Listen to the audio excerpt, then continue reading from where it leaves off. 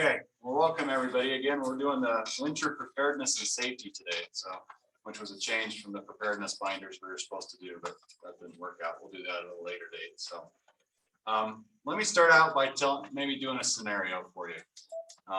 It's the middle of January. You wake up one morning and there's 2 feet of snow on the ground.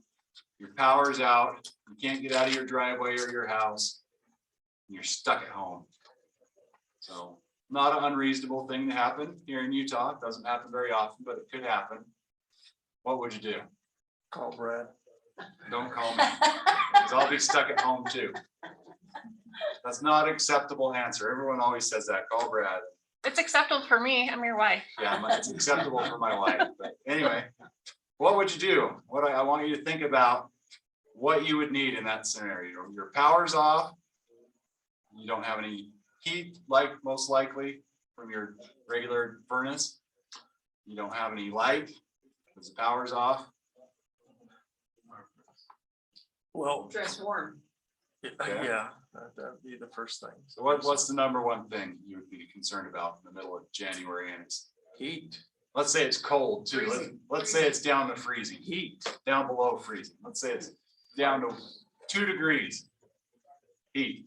I asked several people the same question, and the most common answer was heat in that scenario. So let's talk about heat for a minute. One of my favorite things, and I've talked about these in previous classes, is the Mr. Heater Buddy heaters. They come in different sizes. This one's a single burner. This one, hopefully people online can see what this one's the big Heater Buddy. It's got basically 2 burners. I like them. They run off the little disposable propane cylinders. So you do need to have these on hand. You can get an adapter, so it'll run like off your regular barbecue 5-gallon propane tanks. But I don't recommend you do that inside, and I think that's mainly because it's a fire hazard if that blows. So they just run off this. Depending on how long you run it, it'll run from 2 to 6 hours on the small one. So I really like those. Be careful though if you look for the Mr. Heater Buddy brand name. Like these 2 are indoor safe. This one is a Mr. Heater brand, however, it is not indoor safe. So make sure if you pick one up, it is indoor safe. Just FYI, Costco has this one right now for $79.95, which is a really good deal. Normally it's around 100 or more, and it comes with the hose too, which is normally about 15 or 20 bucks more. So if you've got a Costco membership, not pitching Costco, can't do that, but it's a really good deal.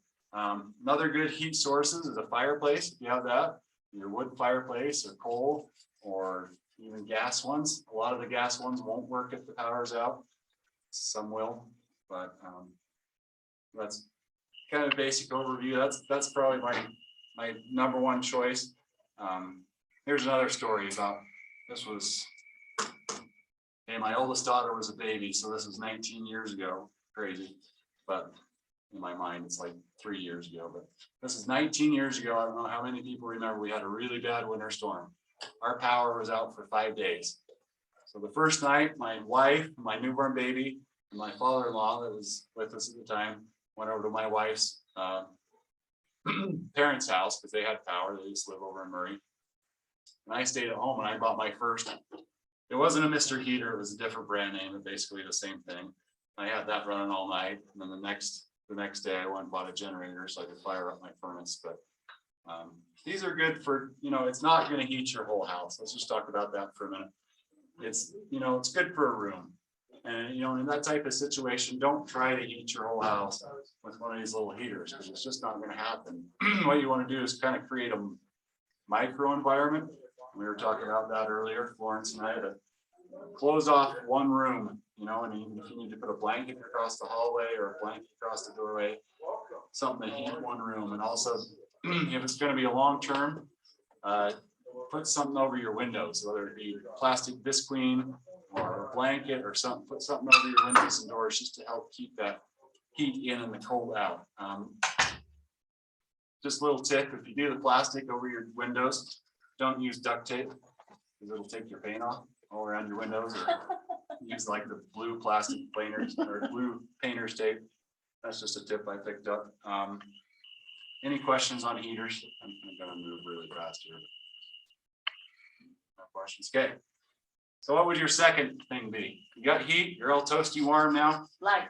Light, that was my second. I am a light nut. I've got a gazillion flashlights. I'm a little crazy over it, but I just brought a few examples of good lighting sources. Lanterns are nice because you just set it on a table and, you know, turn it on, you got light. Flashlights and extra batteries for all these. And people ask me a lot of times too, which is better, rechargeable or flashlight batteries? The answer is yes. I like them both, you know, but in an emergency situation, you may not be able to charge a rechargeable one, right? So I like having both. But I like having a mixture, you know, I like the lanterns, the flashlights. I really like headlamps, you know, you just throw it on your head. Then you got your paws free, right? To do stuff. So headlamps are a good option. You know, they make all different kinds. This one's a flashlight on one end and it's got a area light on one end. This one happens to be rechargeable, but it's also solar rechargeable. So you can stick it out in the sun and recharge it. This lantern's also solar rechargeable. But keep in mind, in the middle of winter, you may not have enough light to recharge them. From dead, this takes a couple days to recharge with little tiny solar panels. So keep that in mind. Any question on lights? Pretty straightforward, just have something. You know, I can't believe how many people, I went to my sister's house a number of years ago and we're working on her car or something. I said, hey, do you have a flashlight? And she goes, I don't know. She starts fumbling around through the door and finally she finds one and of course the batteries are dead. And I'm going, what are you gonna do if your power goes out? That's another thing, check your flashlights. And another good tip is don't leave, if you're gonna store your flashlights long-term, do not leave the batteries in it because they will corrode. I can't tell you how many flashlights I've ruined doing that. Yeah. And I know better. So just a little tip there. What else? Okay, we got heat, we got power. We're doing good. You can sit down and read a book and be comfy on the couch. What else? You might get hungry after a while. I was gonna say, a stove to eat, you know, some soup or something basic Right. would be really That's nice. what I forgot. I totally forgot my stove. I apologize. I have these little butane stoves. And again, with those, be careful because some of them are indoor safe and some of them are not indoor safe. So be sure you get the indoor safe ones. And a side note on that too, these may be indoor safe. They don't put off carbon monoxide, but they do burn oxygen. Anytime you have something burning, whether it be a candle or a heater like this, it does burn oxygen. So keep it in mind, if you've got it in a small room, you might want to crack a window. We'll just let some air in because you are going to be burning oxygen as well as those butane stoves also. But that ticks me off. I forgot that. It's just a little butane stove. They're fairly cheap. They're like up to about $30. And you can get them online. It's just a little tiny butane stove. It runs off a butane cylinder, which is different than a propane cylinder. It's butane. You have to buy those separately. But it's just a little tiny one burner stove. It'd be good to, you know, warm up some soup or throw a frying pan on there and you know, fry up some whatever you want to, potatoes or whatever. Use your stuff out of the freezer because it's going bad in about 2 days anyway. Cook some hamburgers, whatever. So yeah, I like those. You can get, one second though, you can also get, you know, Camp Chef makes an actual oven that you can use. It is not indoor safe, but you can stick it outside and it's an oven and it has 2 burner stove on top.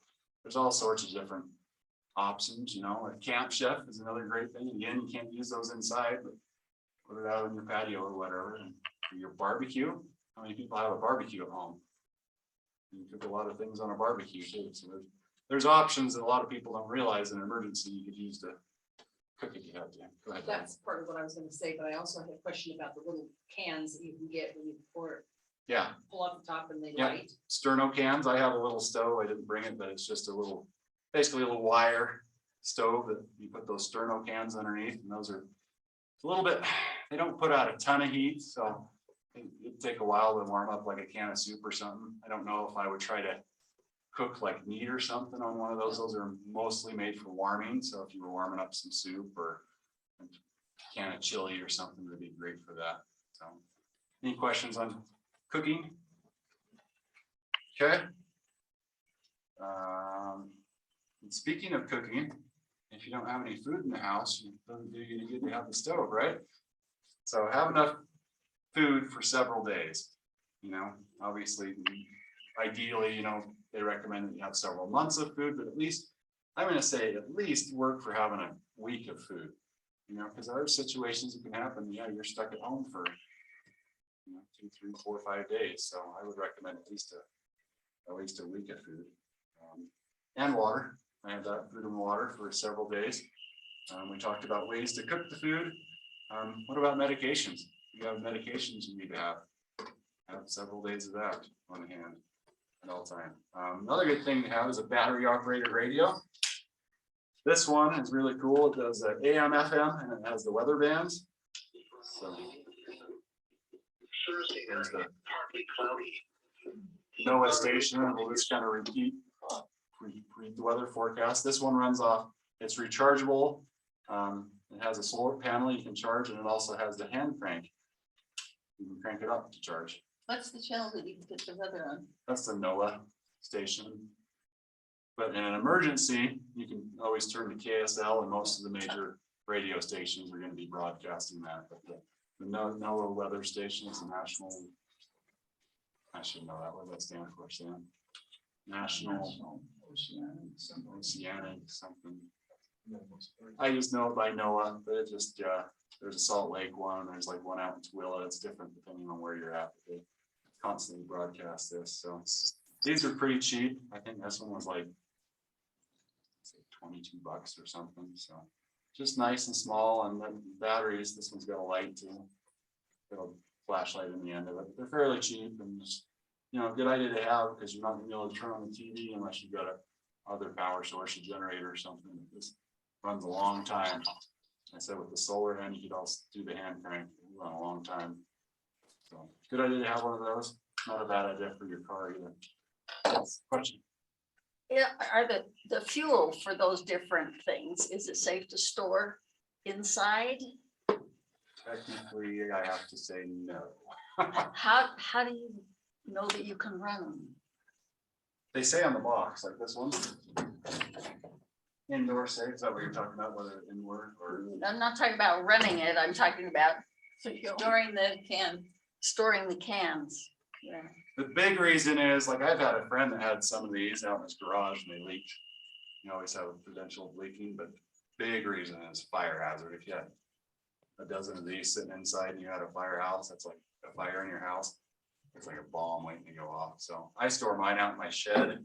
I know that's a problem for some people if you don't have a shed and, you know, if you live in an apartment or something. So I don't have a really good answer for that. Freeze outside with the cold temperature? No, I take these ice fishing. I've been down in sub-zero temperatures with it. Yeah.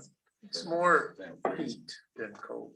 Yeah, I'd be more afraid about heat, but even in the heat, people are a little afraid of propane, but it really takes a lot for one of those to blow. What do you do about storing gasoline for your generator? That's out in my shed too, but again, if you don't have a shed, I don't have a great answer for that now.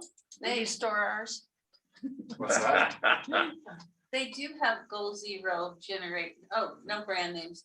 They do have generators that if you plug them in, they will, many different sizes. You plug them in, just make sure that they're always kept Yeah, I up. have what's, And they've got certain amps that they will take. You can have lights going with the generator. And that when the electricity goes out, the generator will do the small things. It'll boil water. It will give lighting. It will do a few things that you need. you know, they come in different sizes. They're basically a battery pack with a power inverter that bumps it up to 120, but they're a little, unless you buy a great big giant one, they are a little limited what you can power with them for how long. So we have someone online who raised their hand. Okay. Mike, do you want to go ahead and? say- Yeah, when it comes to gasoline, Brad, with gasoline it degenerates over time. Do you recommend either, if you're going to store gasoline over the winter, for example, put an additive in it, or how do you know you've got bad gas or good gas going in? I always put a product it's called Stable. It comes in a little bottle. It's red. It's called Stable. It's fuel stabilizer. I always put that in my gas. I've never had a problem. And like in the fall, you put it in there? I just get it when I'll fill up my 5-gallon jug and I'll just dump it right in. And I'll use Okay. mine around for about a year, then I dump it in Oh. the cars and go get more. Okay, all right. But again, like you said, if you're in a situation where you don't have an outside building to store it in, definitely don't want to be storing it inside. Fuels or especially gasoline, that would be just crazy. But yeah, the propane, same thing. Technically, you shouldn't store them inside. Do I store mine inside? Yes. I The do. butane, is the butane fine inside? I wouldn't store that inside. Okay. Is mine inside? Yes. But I'm kind of telling you one thing and doing another thing here. Same thing with kerosene. Yeah, kerosene. Technically, any fuel, you're not supposed to store it inside. I have a fire hydrant. The big reason is for fire. If you had a fire, it's just Can we room in your shed? sure. Yeah, You just cleaned it I've out. had people ask me that before, and I don't have a really good answer unless you've got some sort of outbuilding. It's kind of a hard thing if you're in an apartment or something. So, any other questions on that? Okay, let's see, we covered that, medication, battery powered radio, etc. So we'll talk about this. We kind of talked about this for a little bit. If it is a storm and your power, Sorry, pause. So Mike, do you have a question on that, or do you have a comment about something else?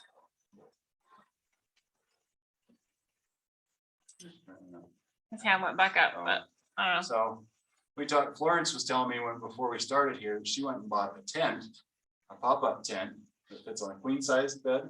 It's right over a queen size bed. So in an emergency and your power's out and it's cold inside, you'd be amazed if did that, like get some sort of pop-up tent, or if you have a ability to put a blanket over your bed, or even pitch a tent in your front room. How much warmer that would be inside that tent. It's called creating a micro environment. Like I said, if you build a fort like you did when you were a kid, put up the table and build a blanket for it and sleep in there. It's amazing how much warmer that would be. It's called a micro environment, and you can do it, like I said, a number of ways. You can pitch a tent in your living room, put a tent over your bed, put a blanket over your bed. Just again, be careful because you are breathing carbon monoxide and you're breathing oxygen. So eventually you're going to run out of oxygen from that. So, keep it a little slot open so you can get air in there. We talked about covering the windows and doors with plastic. Let's just go over a few safety things to do to your house in the wintertime. Disconnect your garden hose and then spigots, keeps your spigots from freezing and creating all sorts of problems. Check your rain gutters, have your furnace tuned up, before season. Here's a big one, have fire and carbon monoxide detectors in your house. That's huge, huge, huge. Not just in the winter time, obviously, all the time. Having some ice melt for your walkways, so when it gets slick, you don't fall. Having the proper snow scoops or other snow removal equipment, snow blower, whatever. And have all this stuff beforehand, before it snows. Because if we get a big storm, and you go over to Home Depot and try to find a snow scoop, good luck. Yeah. Good luck, so, yes. So I was gonna say, with the CO2 detectors, we had a neighbor that was 19 years ago. They used their fireplaces, which they felt was a good idea. You're jumping ahead of me. Oh, well, of course I did. You give her crap, it's my wife. So. So, they use their fireplaces, which would normally be a good idea, Well, that wasn't what happened. but they weren't well ventilated. That wasn't what happened. I'll get to it. Okay, yeah, that's what happened. Anyway, You jumped 2 lines ahead of me. What about Yes. the phones? Yes, You still want to talk? I'll get to that. Okay. So I have that. Just a moment. Okay. Sorry, I'm reading this because if I don't read it, I'll forget. It's okay. Clothing and blankets to keep you warm, obviously. Your power's out, and in general, it's cold in the winter time. If you're going to be away from your house for a long time, a lot of people have a tendency to go, I'm just going to turn this furnace off. That's not a good idea. Put it down at like 55 degrees, at least to keep your pipes from freezing. Don't ever completely turn your furnace off in the winter time, just to keep everything from freezing. So here's the story my wife was talking about. We had back in that same story I was talking about when my daughter was just a baby, that big storm we were out for 5 days. Our neighbors, their power was out and they were staying home, and at the time we were running around putting generators to everyone's furnaces and get them going. So we did that to our neighbor's house and got their neighbor's first furnace going, which was fine. And they got all warm and toasty. But what happened, they had several days before we did that. And so the ice and snow had covered up their vent on their roof. And they actually got carbon monoxide poisoning. Their whole family almost died. And it's been, I think the whole family had to go up to Ogden and be put in a hyperbaric chamber. The only reason they thought they just had the flu, the whole family just thought they were sick, and they were letting the cat out or something. The cat basically passed out, and they're like, "Huh, I wonder what's going on." That's, I can't remember how they figured out that their carbon monoxide. The gas company came out and said that if they would have kept it up, the whole family would have been dead in another hour or two. So, hence your carbon monoxide testers. But be aware of that if you power up your furnace. And I'm not going to tell you how to do that because I don't do it the proper way, but there is a proper way to do that with a generator. But just be mindful of that. Like my furnace vents out the side of my house now.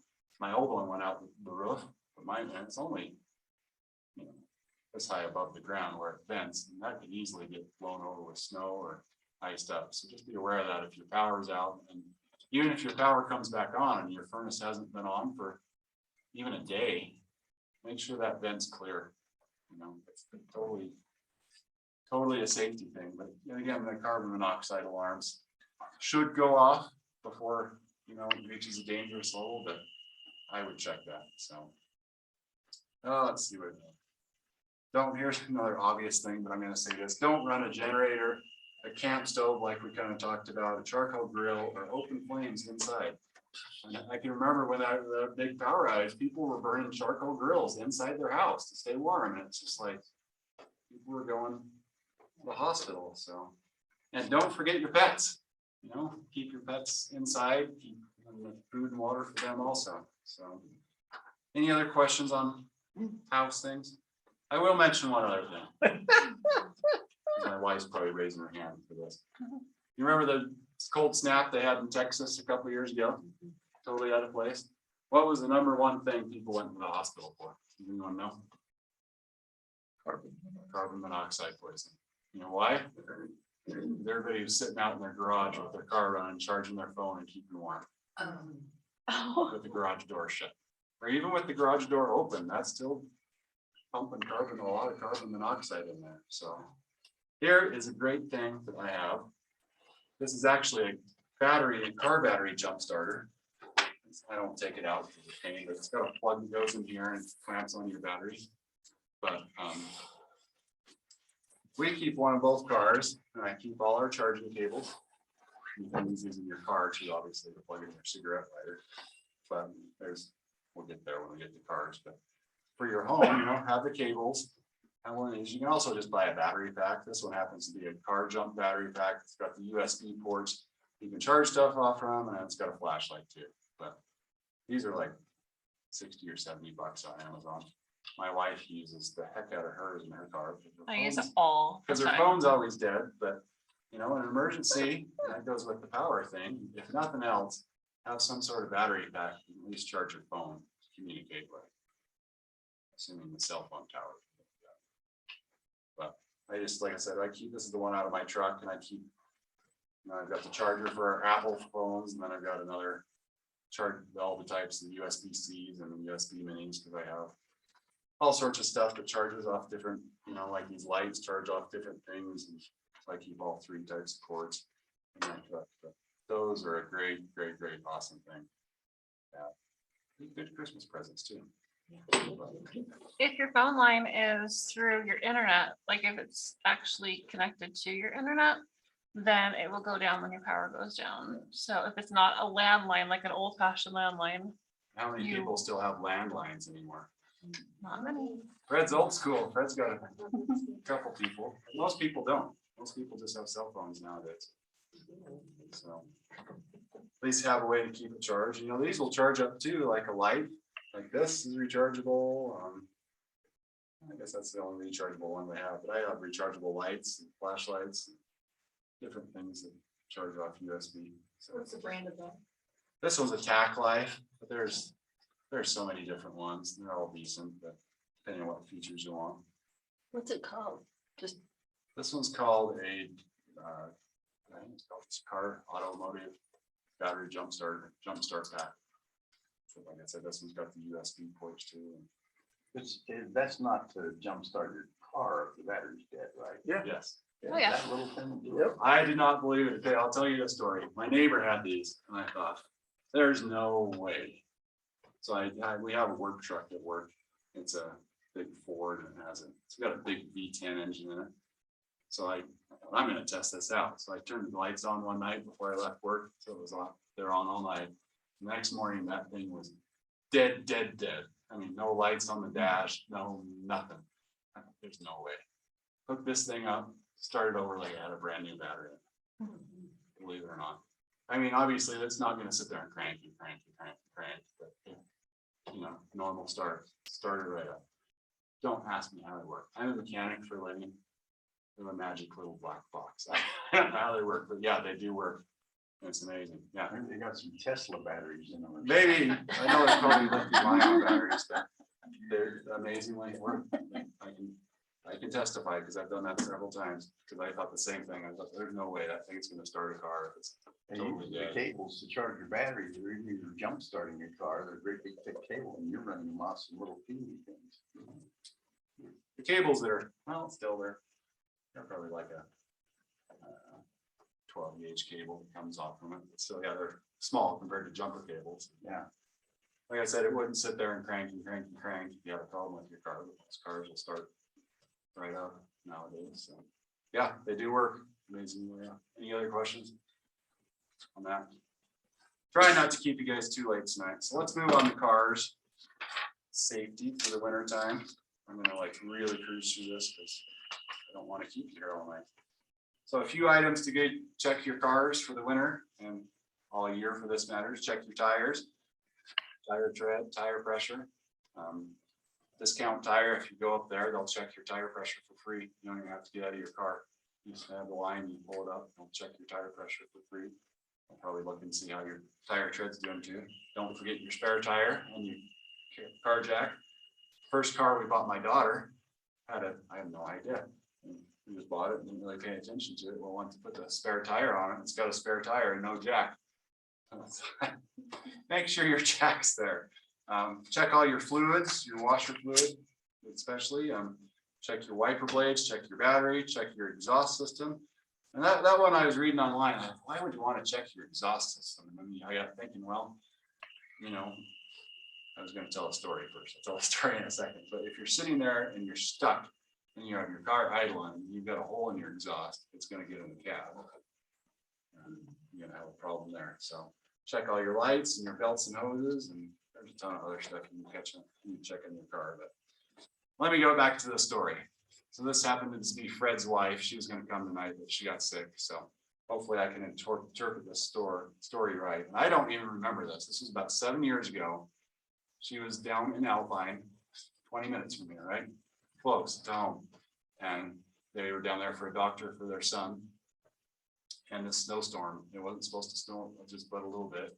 And the snowstorm just let loose to the point you couldn't even move on the freeway. And she was stuck there for 12 hours, 20 minutes from home. It got to the point where they brought snowmobiles in and were snowmobiling people over to a church, or at least they could go to the bathroom and have some hot chocolate, and I think they had food there for them. But they decided to stay in their car. So, you know, I try to get that through people's heads that a lot of these emergencies you don't have to be up on an I-80 in the middle of the Wyoming on a trip. She was 20 minutes away from home and stuck in her car for 12 hours. Or you could be over to getting groceries and your battery goes dead. How common is that in the wintertime? Very common. Very common. So, you know, emergencies don't have to be a big thing. So I try, you know, to get that across to people. So checking all this stuff on your car is a good idea. So back to the car idea. I was going to tell that story first. It's a good idea to have some food and water in your car. Like I said, she was stuck there for 12 hours. Luckily, they had some corn nuts and water. They had something to eat, right? First aid kit. What about your fuel? A good idea to have your fuel on half empty. Empty all the time. I'm looking at my wife. It drives me crazy. And every time I get in her car, it's on empty. My daughter does the same thing. It drives me crazy.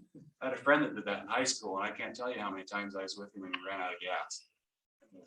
I treat half like empty in my truck, unless I'm on a long trip or something. I go over and fill up every payday, every week. And so It's a cheaper fill up. it's cheap nowadays, it's much cheaper to fill it up. But what's another reason you want to keep your tank at least half full? Emergencies. We just talked about it. My friend, she was stuck in her car for 12 hours, and this was in the middle of the winter. And it's cold. She said it was way cold. So they had to just sit there with their car idling for 12 hours. And she doesn't fill it up, I do. If you keep your plastic bottles in the trunk, put them in plastic. Yes, thank you. I was gonna mention that. Like in my truck, I've got them in a bin in the bed. But at least put them in a Ziploc bag, because if they freeze, they can leak all over the place. Soak back out of your car. So keep it in some sort of secondary containment in the water bottles. Good idea to have some warm clothes in your car, like a coat, at least a hoodie, you know, something to keep you warm, a hat, gloves, boots, etc. Hand and foot warmers. A great thing that I know Tracy that was stuck down there for 12 hours saying, man, I wish we had some hand warmers when that happened. Yeah. But she was afraid she was gonna run out of gas sitting there idling. So she's like, that would have been nice. A blanket. What's another important thing? How about some toilet paper? She said, this is a little bit crude.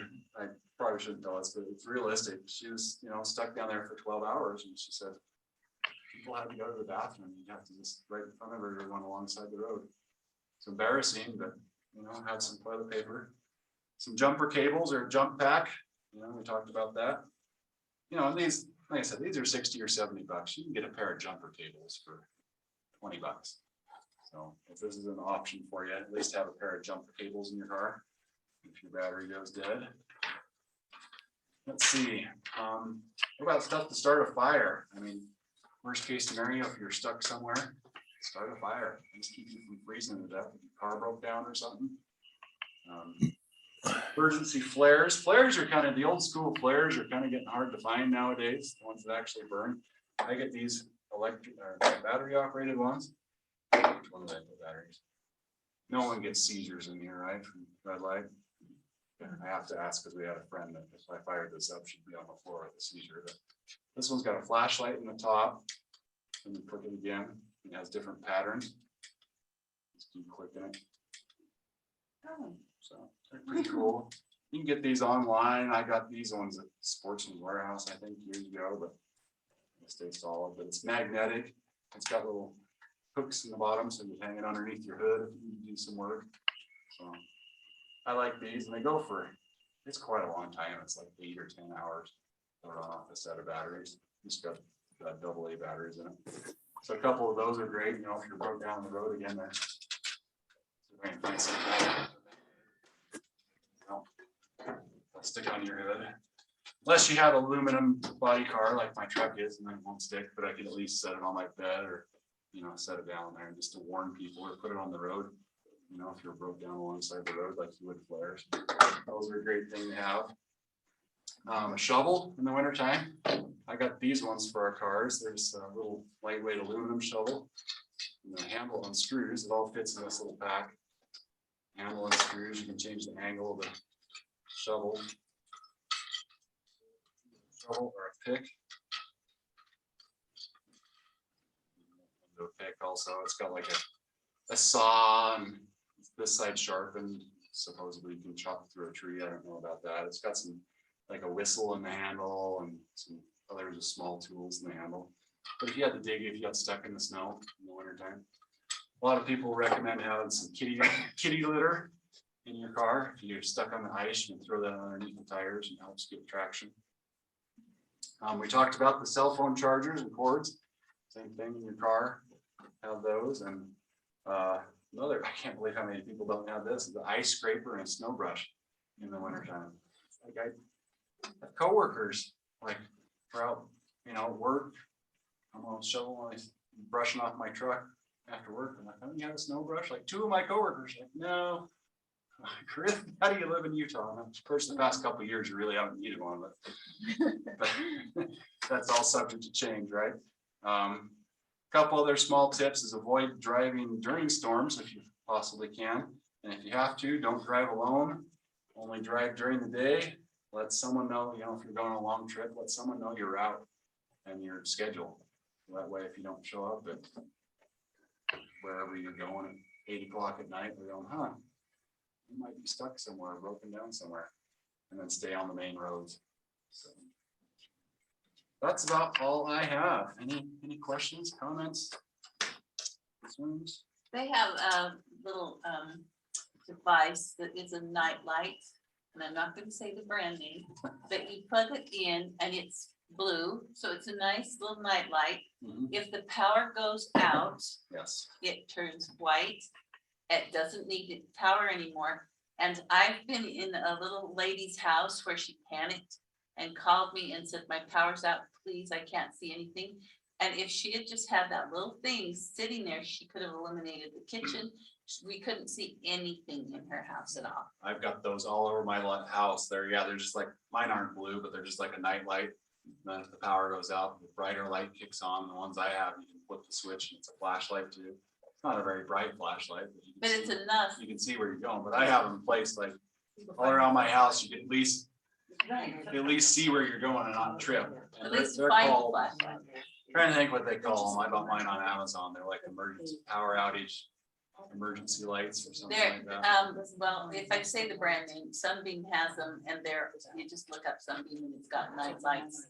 And they're Mine are, fabulous. They last for years. yeah, some off brand name. I got on Amazon. I got like a 6-pack of them. Mhm. They're just called night I can't lights. remember the brand. But, you know, those are awesome thing, man. They're pretty cheap. I think I got mine were maybe $10 each, probably not even that. They bought the 6-pack. It's all that much, so. My wife has candles, those battery operated candles all Oh. over the place. So it does. You can always go old school candles. That's kind of my last resort for light. Those put off a little bit of heat too. Yeah. But that's kind of, I have them, but they'd probably be my last resort for heat because they are dangerous, you know. Kick them over or something. It's the last thing you need is your house burned down when it's a blizzard or whatever outside. So, any other comments? Yes. What about having or getting a siphon so that you could siphon gas out of your car to run your generator? It's a good idea. I actually carry a siphon hose in my truck for just such purposes, but that's a Is really it good one idea. that the old school where you have to suck on, or the one? No, I think it's actually a pump. Yeah, I think once you get it going, then we'll grab it. That's a great suggestion. unless you want to drink it or something. There's your answer for storing your gas. Keep your car gas tank full. Keep your $2 cars in the garage full. Yeah, that's it's a great answer. But yeah, that's a good idea. You need extra fuel for generator and you need extra fuel for your car. From car to car.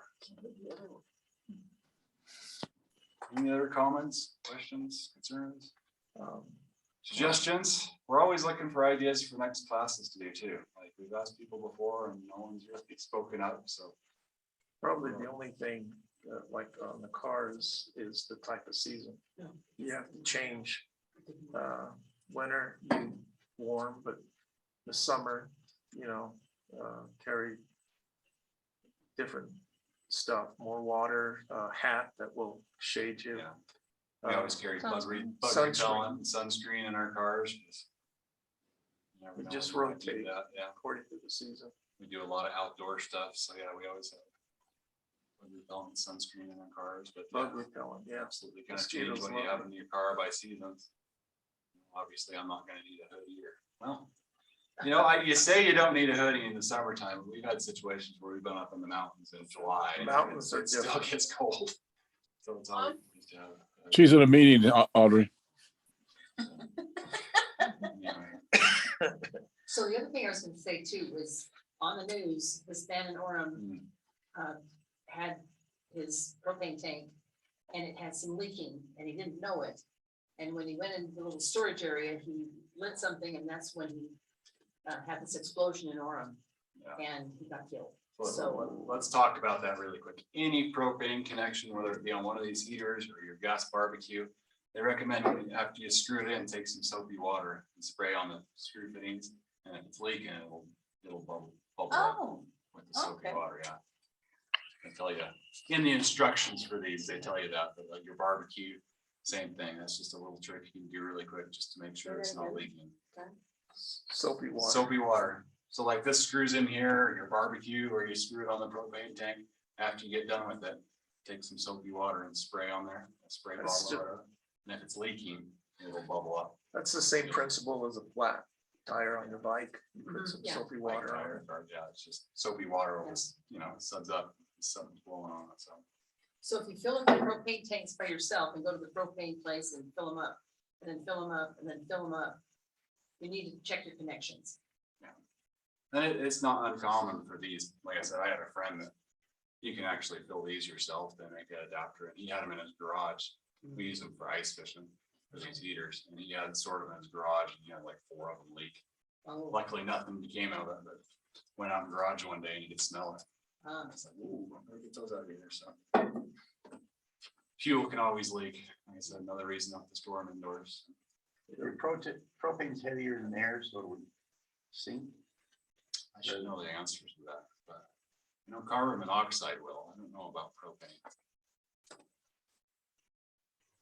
That's a good question. I'm gonna do some more. Let's Google it, shall we? We got a gotta minute make here. a difference, That's actually a really good point. When the I'm propane. sure I've read that. And talk to my friend.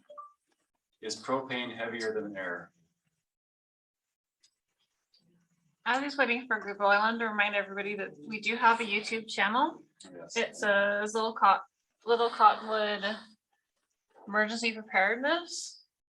And we will be uploading this and the previous training that we forgot to upload. There also is a Facebook page with the same name. So you Yeah, can so go and look at past trainings if you would like to. are you going to talk about the folders? propane is heavier than air. No. Saying natural gas isn't, but propane is heavier than air, so yeah, it's gonna go You down. wouldn't want to store that in your basement. No, because it's just gonna hang out down there. Probably get over to your furnace, that'd be bad. Yeah, that would be. It's that furnace pilot like with your hot water heater. It's Mhm. gas. No, I know. Thank you. Any other questions or comments before we wrap it up here? I said, if you have any suggestions for future classes, please let us know. It's or even better if you want to teach one. Like, I'm sure you guys get tired of me sitting there. And please tell your friends and even people in your ward, because right now I guess the email system's messed up. So like my wife and I didn't get the announcement for this. And it's about 50-50 right now where people got it. So a lot of people that probably would have liked to come today are not here. So pass the word along. So this will be up on our YouTube channel in the next couple of days. It's Little Cottonwood Emergency Preparedness. You just search that on YouTube. All our previous classes are on there. Good portion of them are me talking, so if you really like looking at my outfit, back like that. But anyway, if there's no other questions, any questions online from anybody? I don't currently see any. I'm gonna wrap it up then. Thank you, everybody, for coming. Hopefully, I went over kind of fast, but hopefully you learned something. If you want to come see any of the stuff, come up and ask me more questions. So thank you very much. Thank you, Brad. Thank you, Brad. Okay, thanks, Mike. I'll just stop the recording then. Yep, I was just gonna send a message to everyone with the link to the YouTube and then turn it off. So there's a link to the YouTube channel. You stop the recording.